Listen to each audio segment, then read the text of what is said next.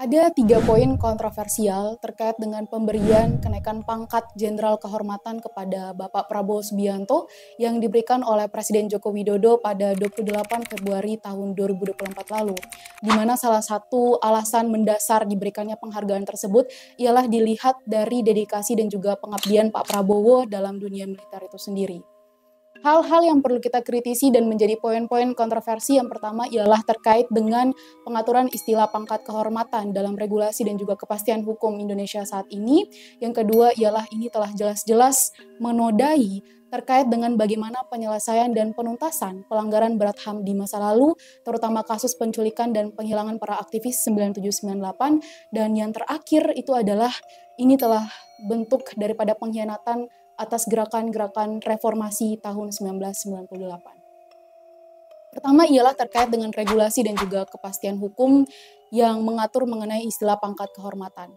Sebelumnya, penghargaan yang diberikan kepada Pak Prabowo ini telah kemudian dikritik oleh Majen TNI Purn TB Hasanuddin yang menyatakan saat ini dunia militer dalam berbagai macam regulasi sudah tidak lagi mengenal istilah pangkat kehormatan, dan kalaupun ada penghargaan itu sejatinya hanya boleh diberikan kepada prajurit atau perwira aktif. Mari kita buktikan dengan melihat sejumlah peraturan perundang-undangan yang ada. Pertama, di dalam Undang-Undang Nomor 20 Tahun 2009 tentang gelar, tanda jasa, dan juga tanda kehormatan dan peraturan pelaksananya dalam PP Nomor 35 Tahun 2010, kita lihat tidak kemudian terdapat mengenai istilah tanda kehormatan itu sendiri atau pangkat kehormatan itu sendiri, karena hanya mengatur mengenai kenaikan pangkat secara istimewa. Hal ini juga bisa kita lihat lebih lanjut di dalam Undang-Undang Nomor 34 Tahun 2004 tentang Tentara Nasional Indonesia dan juga PP Nomor 39 Tahun 2010 tentang Administrasi Prajurit TNI, di mana kedua regulasi ini pun sama sekali tidak mengatur mengenai pangkat kehormatan dan hanya mengatur mengenai pangkat penghargaan, dan memang hanya diberikan kepada prajurit aktif saja, bukan kepada purnawirawan atau pensiunan TNI yang memang sudah purna tugas. Nah, artinya apa? Pengaturan istilah mengenai pangkat kehormatan yang diberikan sebagai bentuk penghargaan kepada Pak Prabowo Subianto menjadi anomali terkait dengan bagaimana dasar hukum dan juga regulasi yang dipakai dalam pemberian penghargaan kenaikan pangkat jenderal kehormatan tersebut. Kalaupun ada, ini hanyalah kemudian bisa diberikan pangkat tituler yang memang diberikan kepada warga negara jika diperlukan dan untuk secara sementara melakukan tugas jabatan tertentu. Selanjutnya, hal kedua yang perlu kita soroti bersama bahwasanya pemberian penghargaan kepada Pak Prabowo itu telah jelas-jelas menodai penyelesaian penuntasan pelanggaran berat HAM dan jelas-jelas telah melukai hati para korban, terutama dalam kasus penculikan dan penghilangan paksa para aktivis tahun 97-98.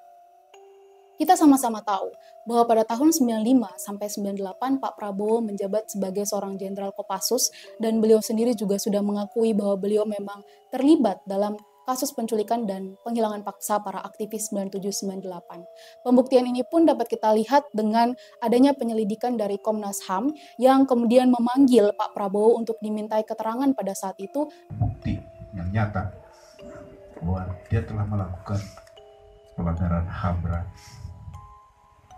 Saya di samping anggota DKP, Dewan Kehormatan Perwira, saya mantan Danjen Kopassus.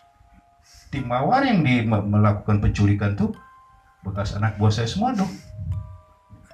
Saya juga pendekatan dari hati ke hati dengan mereka di luar kerjaan DKP, karena dia bekas anak buah saya dong. Ketika dari hati ke hati dengan mereka, disinilah saya tahu bagaimana matinya orang-orang itu, di mana dibuangnya saya tahu betul. Astagfirullah. Namun beliau sendiri tidak pernah mendatangi dan memberikan keterangan untuk kepentingan penyelidikan sampai hari ini, hingga kasus ini masih menjadi kasus yang tidak berkepastian hukum dan para korban masih digantung harapannya untuk kebenaran dan keadilan yang dinanti-nantikan. Kita tahu bahwa ada 23 orang yang kemudian diculik dan dihilangkan, 13 orang tidak tahu keberadaannya di mana, 9 orang diculik dan dikembalikan, dan 1 orang dinyatakan meninggal dunia. Hal terakhir yang perlu kita lihat bersama lagi dan kita soroti adalah ini jelas-jelas bentuk pengkhianatan terhadap gerakan reformasi tahun 1998.